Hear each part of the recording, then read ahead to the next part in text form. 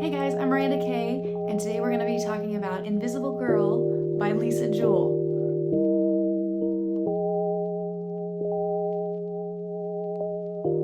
I just want to say, first of all, before you even get started, check your trigger warnings on this book. There is talk of sexual assault, false accusations of sexual assault, rape, self-harm, body shaming. So just check all the trigger warnings before you get started on this book if that's an issue for you. You get 3 perspectives on this book from Owen, Sapphire, and Kate. So Sapphire has some past trauma and she's self-harming. So she's in treatment for a few years with Rowan, and at some point he decides that she's at a point where she can put a pause on therapy and kind of continue on with her life. So he ends their sessions. She just can't cope. She starts to stalk him and finds out that he's kind of living a second life. And then the other perspective, Kate, is Rowan's wife, who she has suspected Rowan of cheating in the past, and they have kind of worked through it, decided to give their relationship a second chance. They are renting a house in a separate place while their home goes through some renovations. And while they're there, there's some sexual assaults going on just right around their area. And everybody suspects the neighbor, Owen, who is our other perspective. He's a teacher who just gives off creepy vibes and is suspended for some alleged inappropriate behavior. So when Sapphire goes missing, everybody believes it's him. Okay, so now that you have the basic outline of the book, I will say there was a day that I just wasn't feeling good. I had some body aches and I just didn't feel well. So I was just like laying in bed reading all day. By like chapter 12, 13-ish, had me so worked up by these articles that Owen, the teacher, were getting his perspective, and he's feeling a certain way after getting suspended from work. So he's trying to connect with somebody out there and ends up on these incel sites. Have you ever just had a book that you have to sit down for a second and just pause and be with your anger because you know you're going to continue the book, because the fact that you're feeling such strong feelings means it's a good book, but it's still making you so angry? I'm having that moment.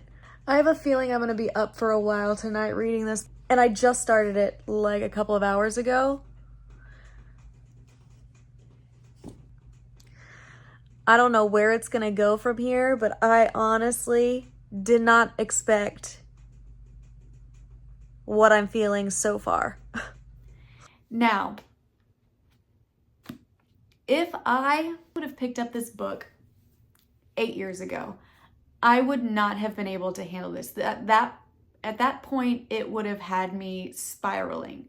To read the point of view of somebody making a logical case for rape and possible forced pregnancy, it just made me think about these conversations actually happening in the world.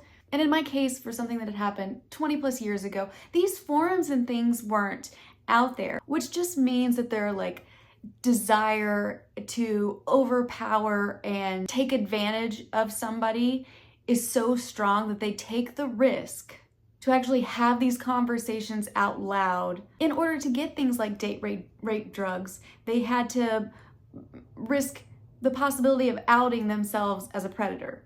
Now, of course, you do that at any point, even on the internet, but you're much more anonymous. And they did, and do. So needless to say, I went back and forth between feeling disgust and sympathy for Owen. Kate was just a little bit, I guess, whiny. I don't know. Of course she had to be emotional with things happening that they were. I don't know. I just wish she was just a little bit of a stronger character. But the more interesting point of views for sure were Owen and Sapphire. I gave it a 4.0. The ending wrapped up nicely in that I didn't feel like there were any loose ends, but it's hard to feel good about the ending in a book like this. So you're not going to go into it knowing you're going to feel positive at the end of this book. Yes, I would recommend this, but I would be cautious who I would recommend it to. So keep that in mind for yourself, I guess. So I'm gonna go ahead and wrap it up, guys. Don't forget to tell me what you think about this book, because if you did read it, you have to have some thoughts and feelings about it, and I want to discuss this for sure. I already have some people back and forth on Instagram that have some strong feelings as well, so get in on that discussion too. Alright guys, I hope you have a good day. I'm gonna have to read some more positive books coming up soon, because I've had a few heavy in a row and I'm needing something uplifting. So maybe after a buddy read I have going on, I'll have some romance or something. I've definitely got enough on the TBR list. So I will see you guys in the next video.